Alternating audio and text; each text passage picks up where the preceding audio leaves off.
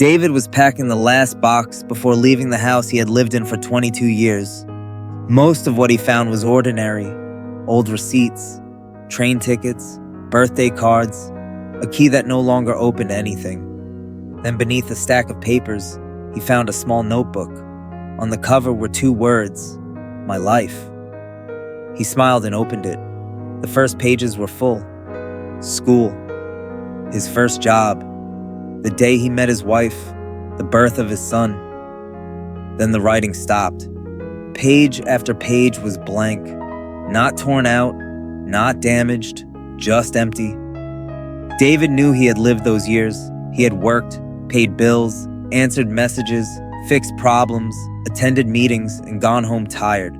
So why did so little of it remain? That question sounds like David's, but it may be yours too. Try something. Don't pause the video. Don't search your calendar. What did you have for lunch 11 days ago? Most people can't answer. Now think of a sentence someone said years ago that changed you. I'm proud of you. I love you. We need to talk. You may remember the room, the light, even what you were wearing.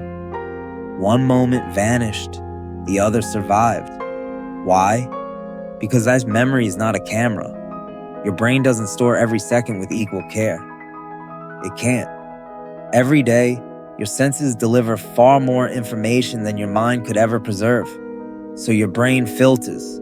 It keeps some details, weakens others, and rebuilds the past from fragments. That process is useful. Without it, life would become an unbearable pile of noise, but it creates a strange illusion. Your calendar can be full while your memory feels empty. David began searching through the box again. A movie ticket. Nothing. A receipt from a hardware store. Nothing.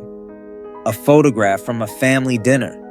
He recognized every face, but not the evening itself. He knew the event had happened. He just couldn't return to it. Most people say life feels faster because we get older.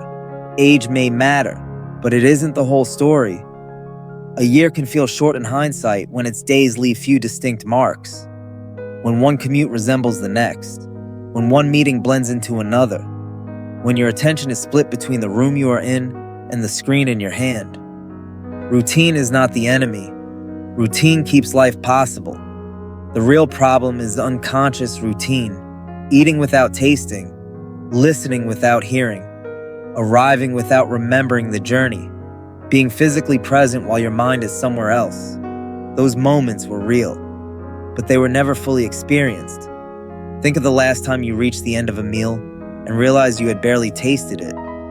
The minutes were present on the clock, but almost absent from your awareness. And a life you barely experience is difficult to remember. David found another receipt, a small cafe, 2 coffees. He almost threw it away. Then he noticed the date, 12 years earlier, the last morning he had spent alone with his father. Suddenly the room returned. The window beside their table, the rain on the glass, his father laughing with both hands around the cup. The conversation had lasted less than an hour, but it had survived 12 years. That is the part we often get backward. We assume bigger experiences create bigger memories, a better vacation, a bigger achievement, a more exciting life. Sometimes they do, but novelty alone is not enough. Entire trips fade, birthdays blur together, yet a 5-minute conversation can remain for decades. The moments that survive are not always the loudest. They are often the ones that carried emotion, connection, change, or personal meaning. Memory does not ask how expensive a moment was. It asks, in its imperfect way, whether the moment mattered. And life rarely warns us when it does. It never says, pay attention. This is the last ordinary dinner before someone moves away. This is the last time your child will reach for your hand. This is the last coffee before everything changes. Important moments often arrive disguised as ordinary ones. We recognize their value only after they are gone. David sat on the floor with the receipt in his hand. For years, he thought he needed a more exciting life. What he needed was to stop being absent from the life he already had. That doesn't mean noticing every second. No one can. And it doesn't mean turning each day into an adventure. Trying to make everything special can make nothing feel special. The goal is smaller. Create a few moments your future self can still find. Tomorrow morning, before touching your phone, pause for 60 seconds. Notice the light in the room, the temperature of the air, the first sound outside your window. Not because these details are important by themselves, because attention is the doorway through which experience becomes memory. Tomorrow night, write one sentence.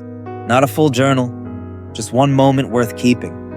A joke, a look, a small act of kindness, a feeling you usually rush past. That sentence becomes a bookmark, proof that the day existed as more than a list of completed tasks. And this week, do one ordinary thing with complete attention. Call someone without needing anything. Eat with your family without a screen nearby. Take a walk and let the walk be enough. Don't do it for a photograph. Don't do it for productivity. Do it because your future self may need that page. A meaningful life is not a life remembered perfectly. Some memories will fade no matter how carefully you live. That is not failure.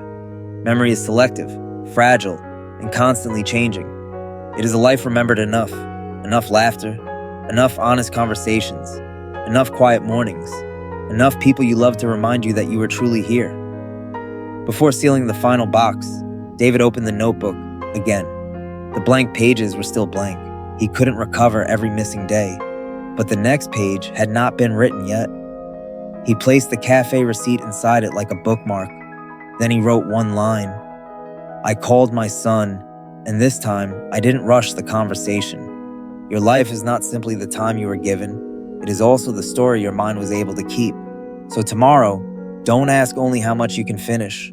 Ask, if this day becomes one page in my life, what deserves to be written on it? Years rarely disappear all at once. They leave one unnoticed day at a time. And perhaps living wisely begins here. Not by forcing life to become extraordinary, but by refusing to let the ordinary pass unseen.